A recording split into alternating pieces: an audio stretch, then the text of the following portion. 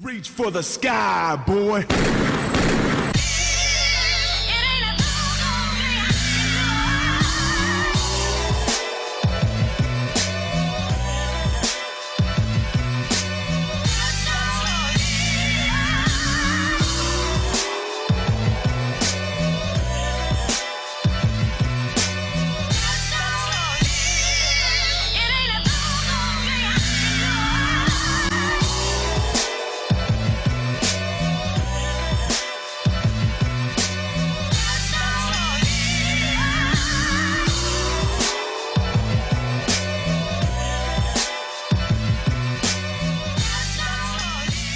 What is going on, you martards? It's your boy A-Track Brown, flying solo because the professor took it upon himself to go to Utah to enjoy the All-Star game because the professor gets hookups like that, as we all do here at the PW Hustle. So I'm here flying solo.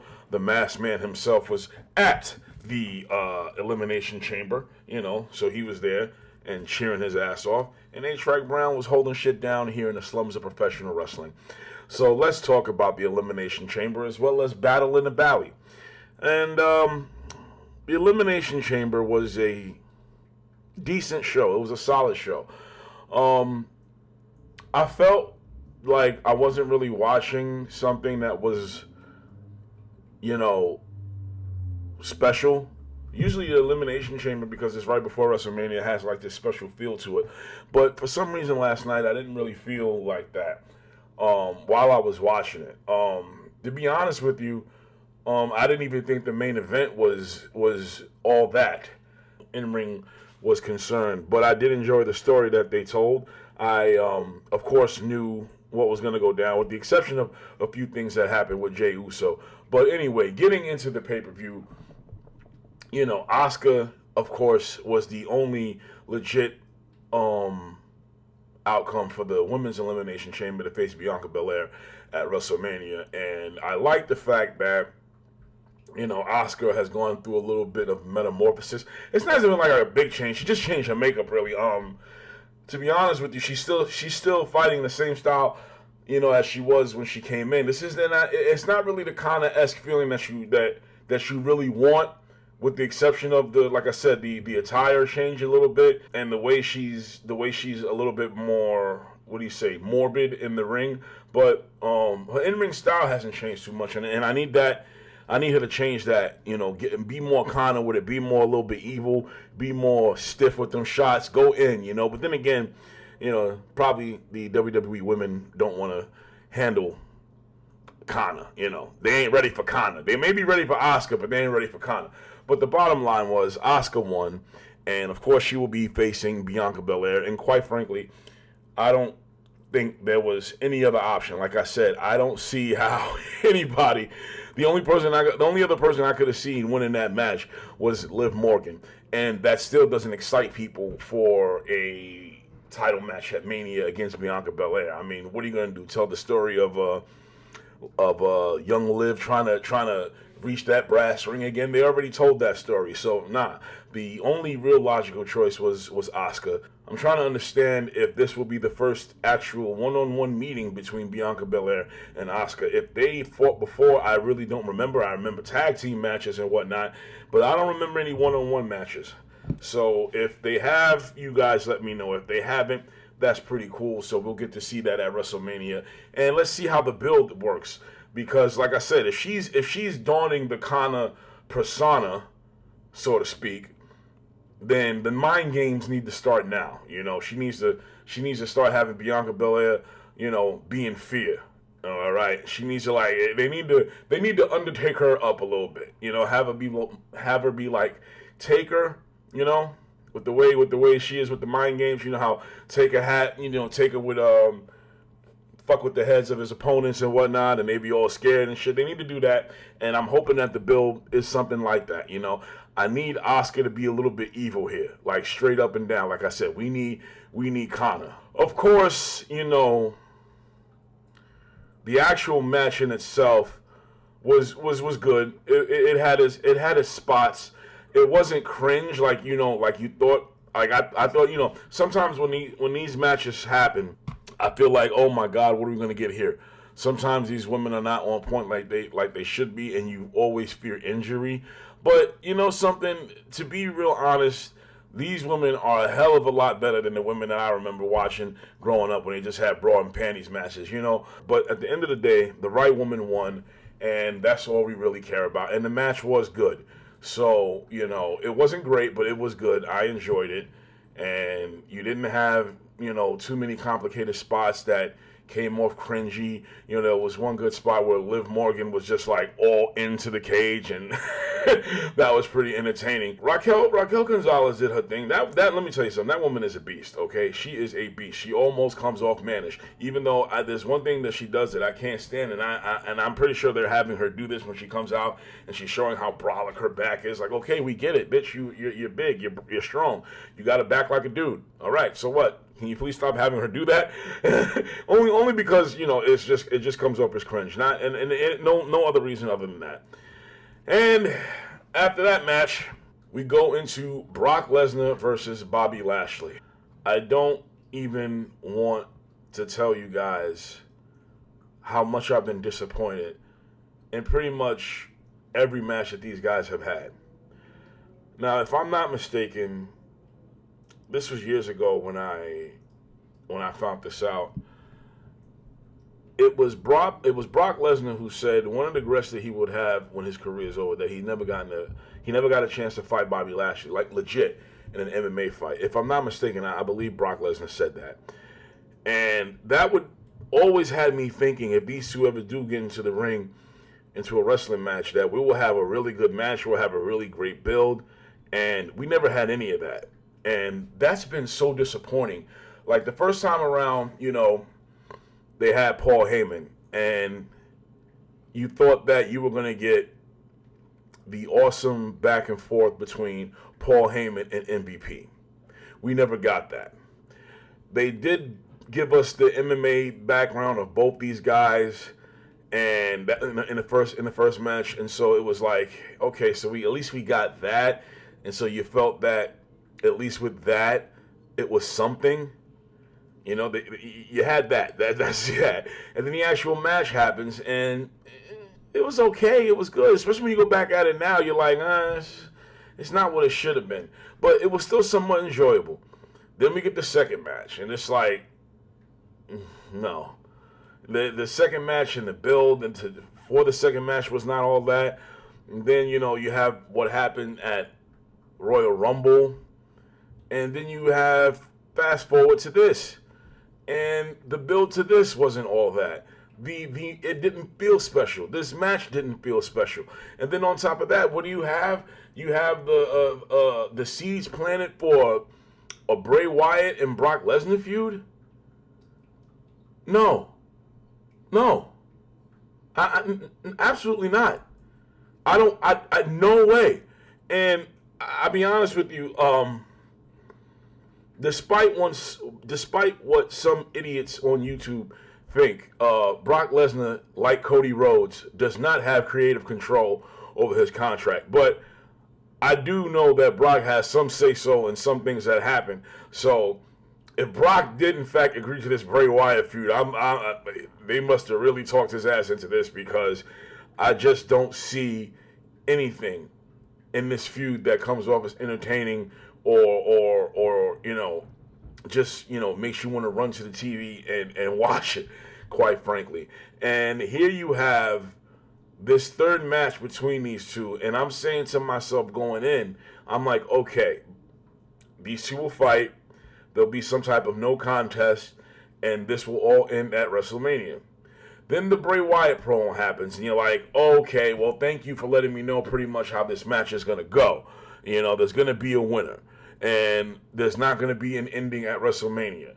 The feud between Bobby Lashley and Brock Lesnar should have been just as a high priority as the Bloodline and Sami Zayn, the Bloodline and Cody Rhodes and his story. This should have been right up there with it. This thing should have been nurtured. It should have been planned out. They should have storyboarded everything. You have both these guys with the fighting background that they have in amateur wrestling and in MMA. You know, Brock Lesnar being a UFC champion. Bobby Lashley having a stellar record in Bellator, though he never really had a title. But, you know, he did his thing. He was 15-2. You can't take that away from him. And the fact that he fought legit fights says a lot about him in general. You know, his amateur accomplishments in the military, as well as Brock Lesnar's amateur accomplishments in the NCAA.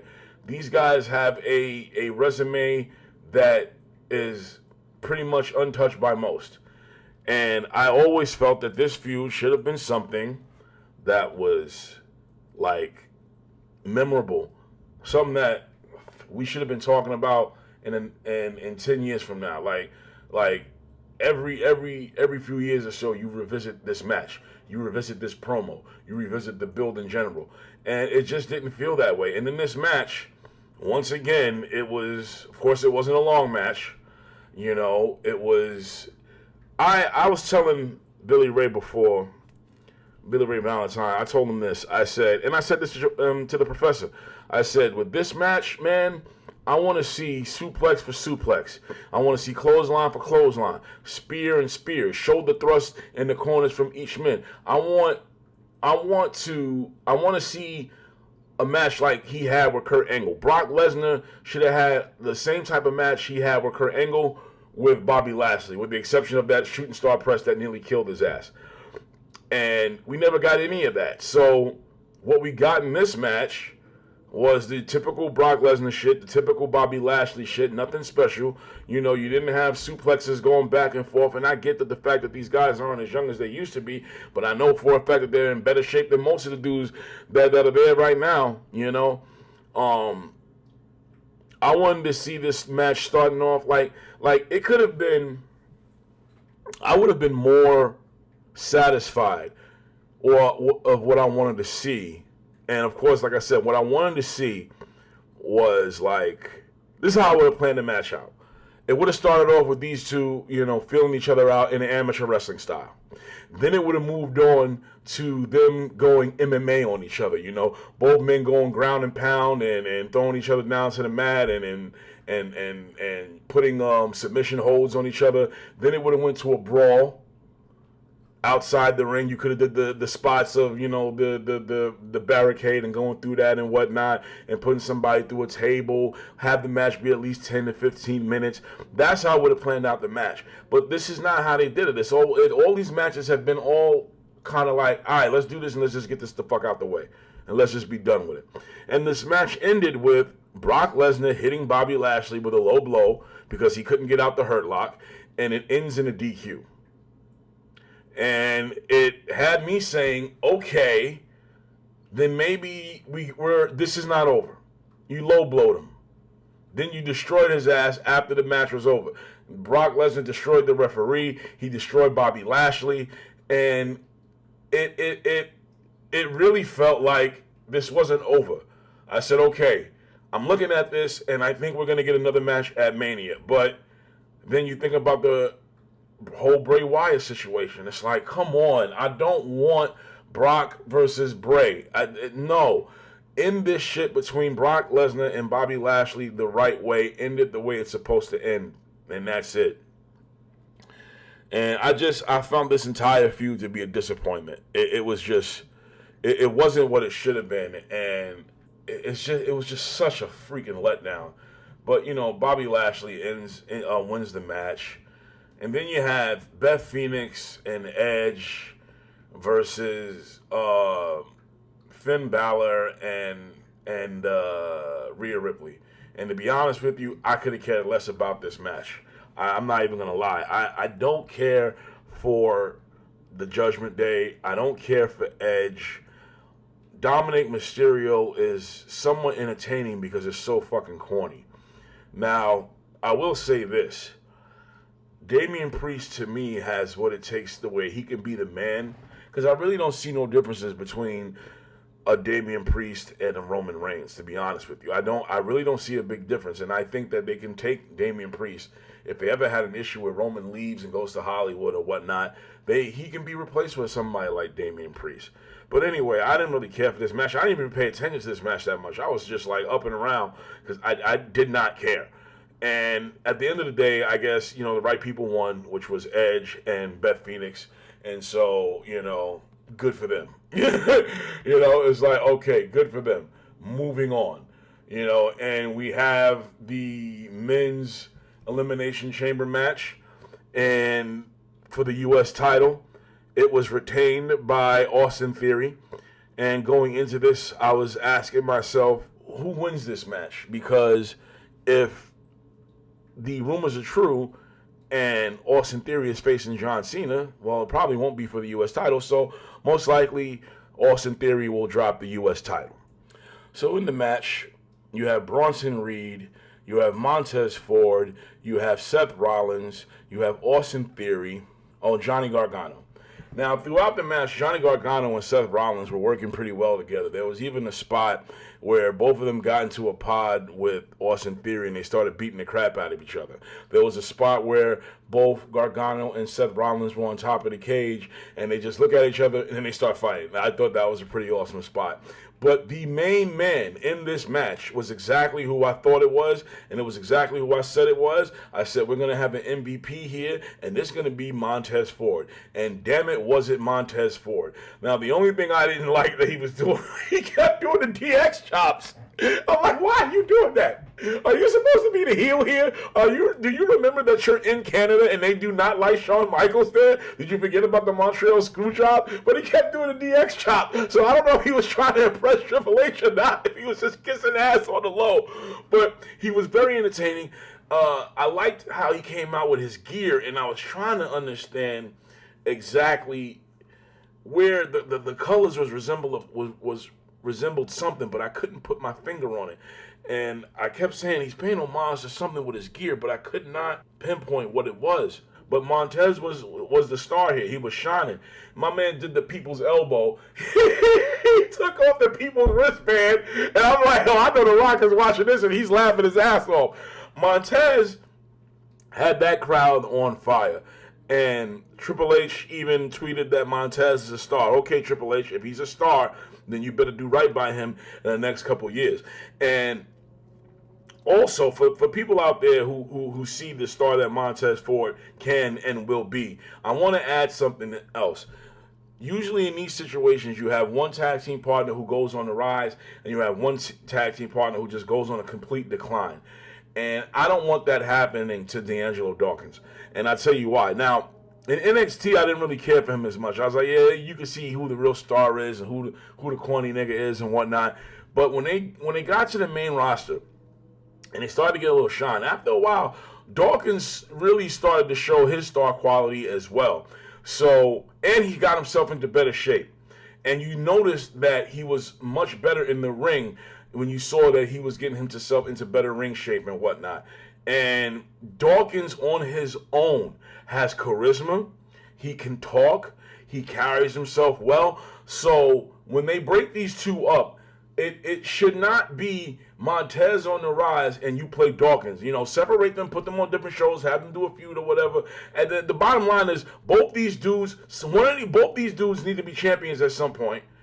And at some point, either Montez is champion and Dawkins takes it off him, Dawkins is champion and Montez takes it off Dawkins. The bottom line is, to me, you do have two world champions in your midst. You don't have somebody where you can say, well, we could work with him, but this guy has nothing. You have something with both men. It just so happens that Montez Ford has a little bit more. Tez is definitely a star, and he proved that tonight. He had the crowd with him, and you looked on, if you were on any threads on Facebook, if you were on Twitter, Montez was trending during that match, and the people were loving Montez. So at the end of the day, you gotta go with Montez Ford. And the match ended because there was a spot where you thought Montez was really hurt or you were confused. And it was when Seth Rollins gave him a curb stomp outside of the ring onto the grate or the metal floor or whatever. So when they opened the cage and we started to see what was going on, we were like, oh man, is this guy really hurt? But when they showed the replay, that's okay, he's not hurt, because they wouldn't have never showed the replay if that was the case.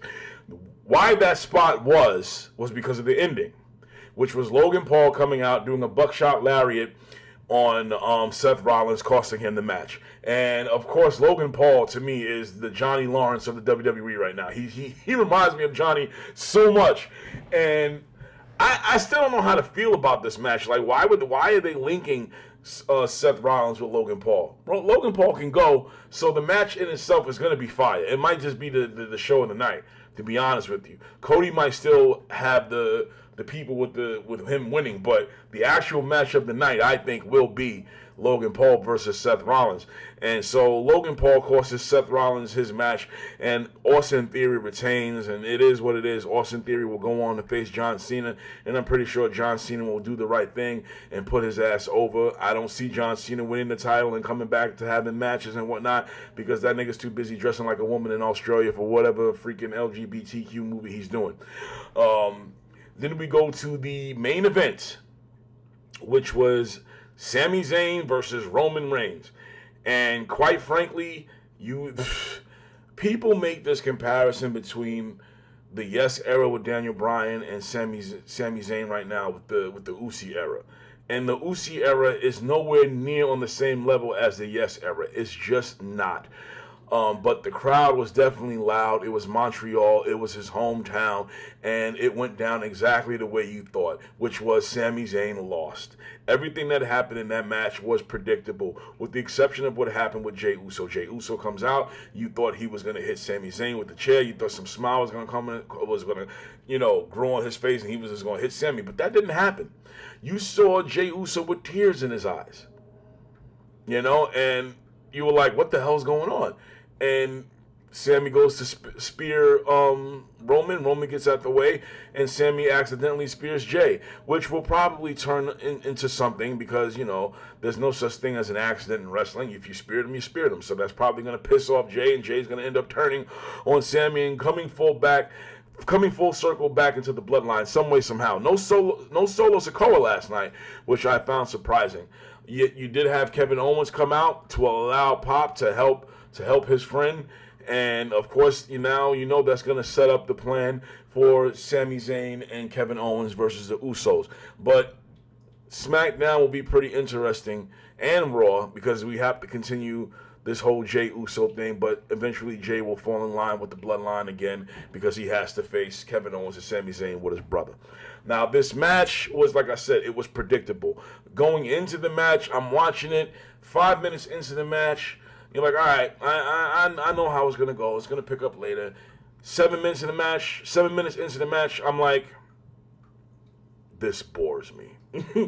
I found myself bored. I'm like, nothing about this match is feeling really special right now, and that's not on Roman or Sami. It's just the way that it felt to me.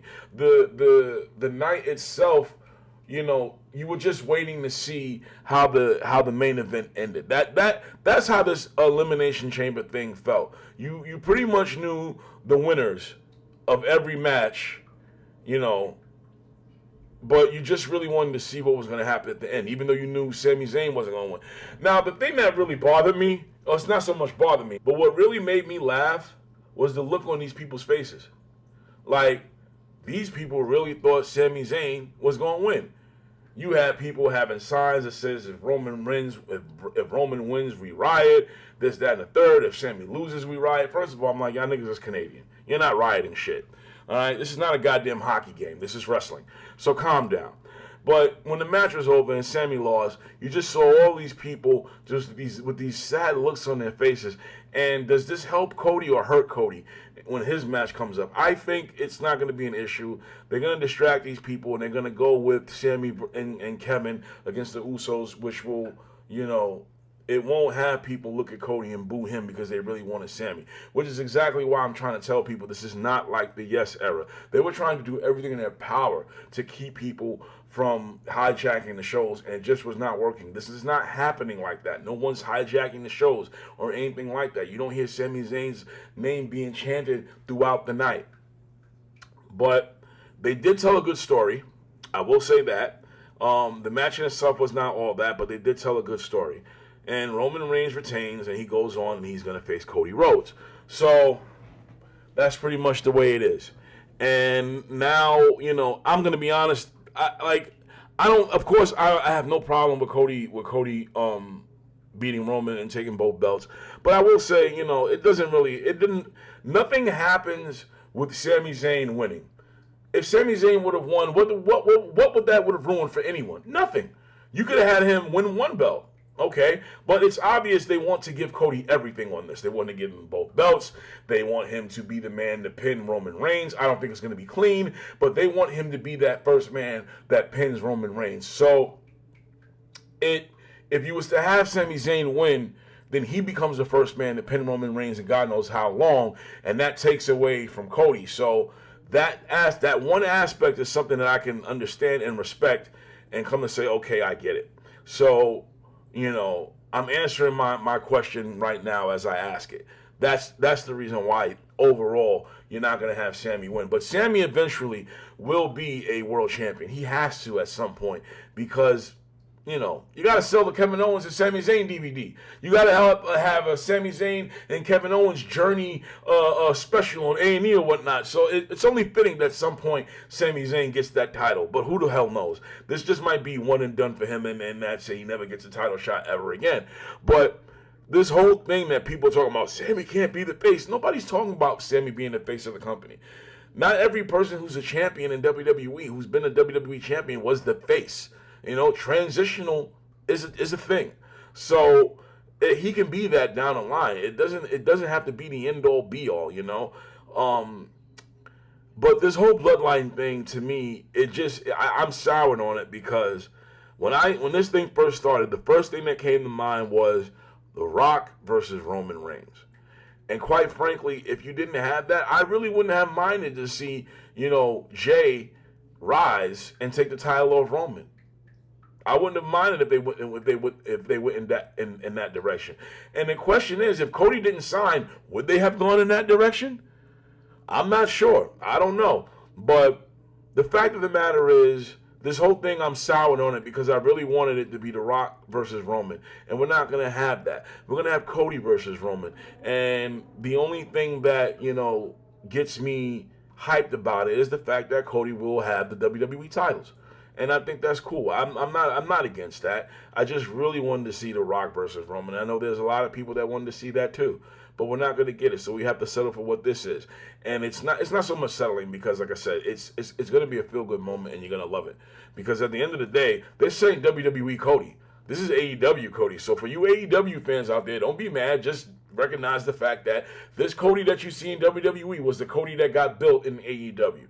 And for you WWE fans, if you're loving Cody now and you didn't love him back then, okay, that's fine, But be honest about it. Don't be like certain fucking wrestler YouTubers who were dissing the shit out this dude, making videos and calling him a Miz wannabe, who now all of a sudden think that this motherfucker has creative control. Like I said, he does not. Be smart. Don't be a walk clown.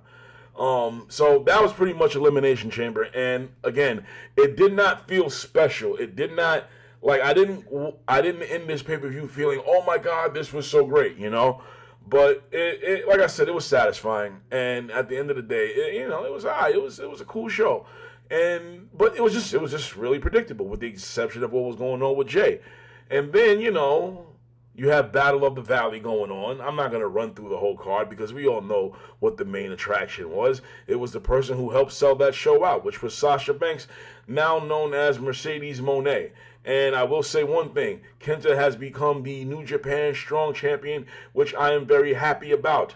And Kenta is also going to be a part of Impact Wrestling. And speaking of Impact Wrestling, let me just say this. Going back to the Bobby Lashley and Brock Lesnar match, Impact Wrestling would have did a much better job of building these two than the WWE did, okay? Now, here's the thing. You have Triple H who's booking it, supposedly, right? So if Triple H was booking this, he couldn't do better than Vince McMahon.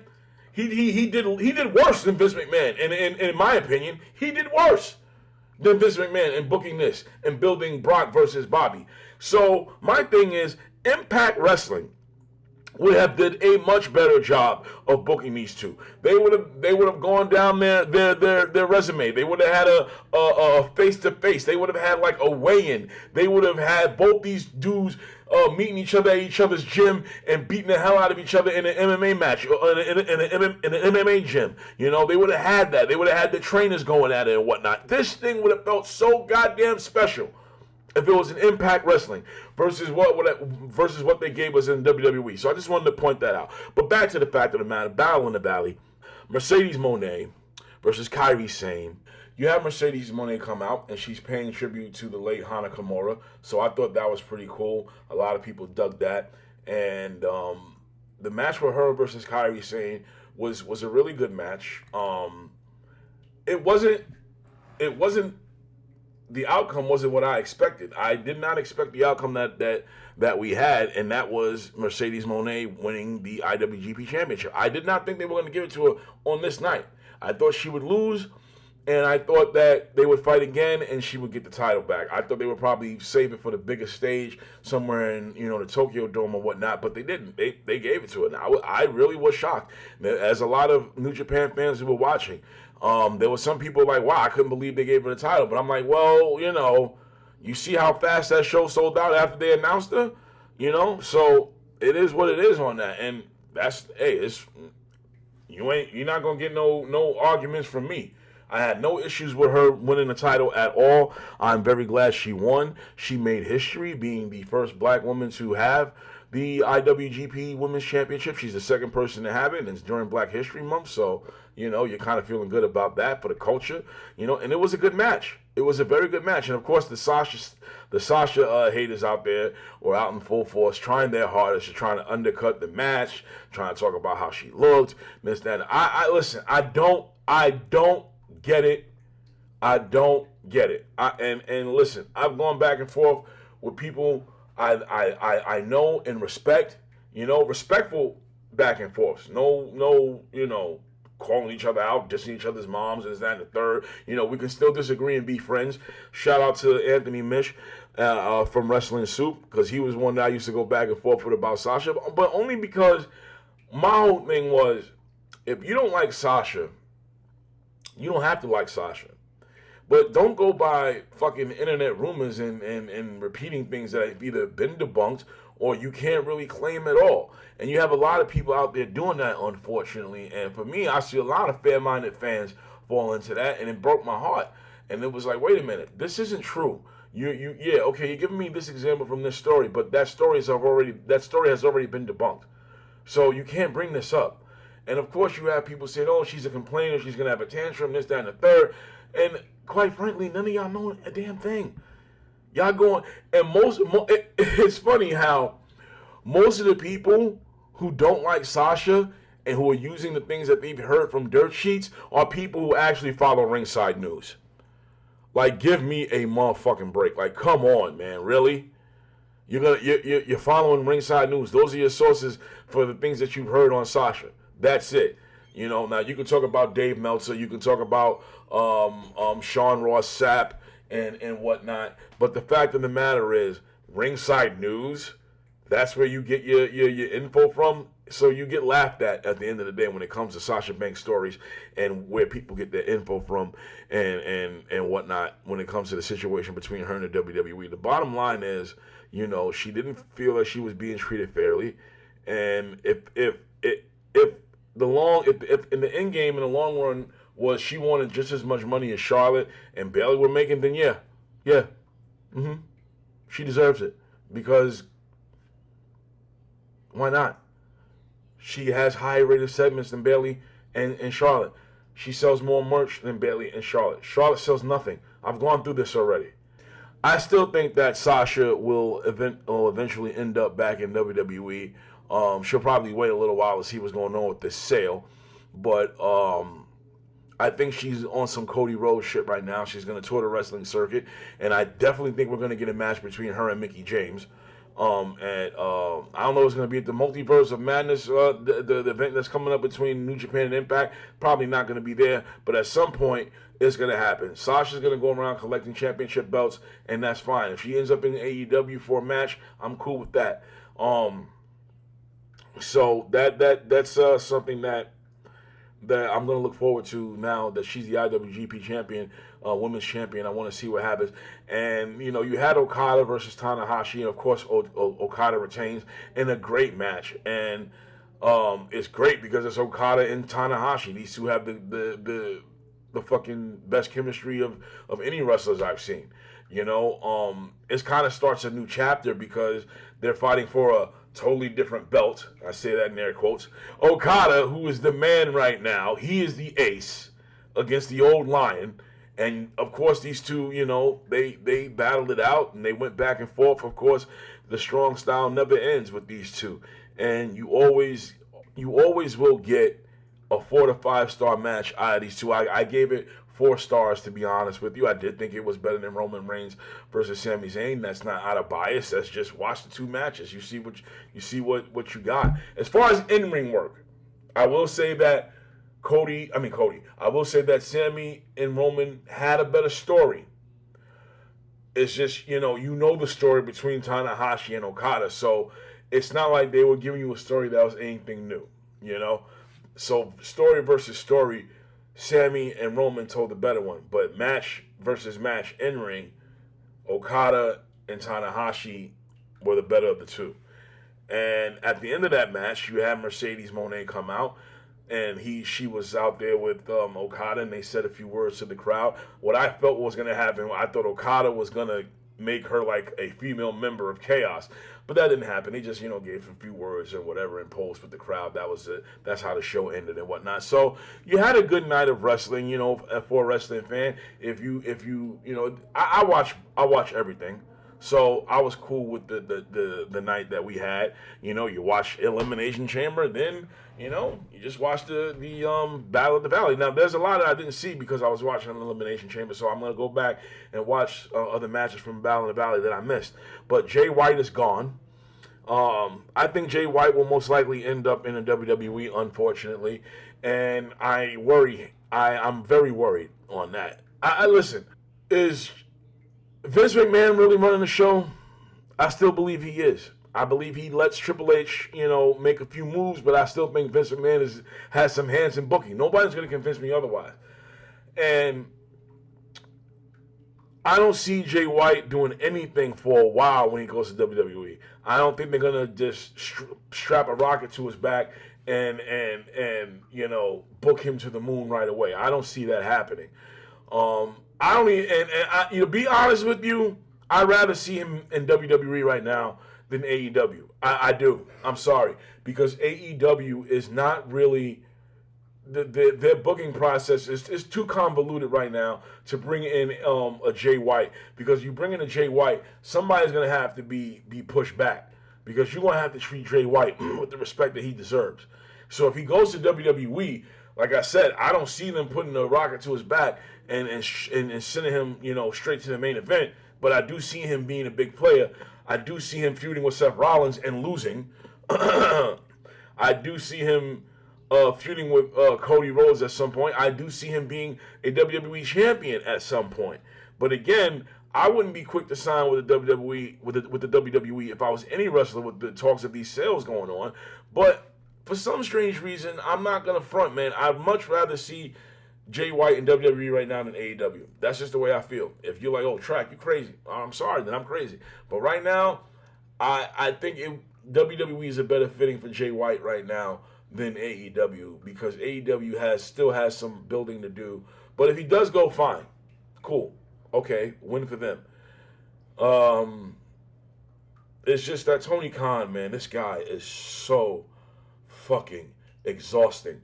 The man has this back and forth with Ariel Alwani because this guy is now like a paid WWE person. This is the guy who gave the interview with Tony Khan and kept asking questions about CM Punk as if he didn't know that Tony Khan couldn't answer his questions. And I will say that you had a lot of people giving Tony Khan shit because he couldn't answer about CM Punk and whatnot. They have ongoing litigations and shit like that going on with there's questions that he can't answer because of legal reasons. You would think a interviewer would know that. But this situation where Tony Khan was on Twitter, calling this guy out and saying you're a fraud and this, that, and the third, shut the hell up, dude. Shut up. You're a freaking boss. You are a boss. As a boss, you shouldn't care. And when I mean boss, I mean boss. I don't just mean the head of your own company. You are a boss. You are a billionaire. You can buy and sell $1 million of that dude. Why are you even going on that? So as long as Tony Khan acts like a immature child, I really do think that's going to hurt AEW a lot. Not in the long run. I'm not saying it's going to chase everyone away, but it just it gives people this uneasy feeling. I will say that. So anyway, I'm just going to wrap it up right there because, like I said, I'm flying solo, and I've gone on enough.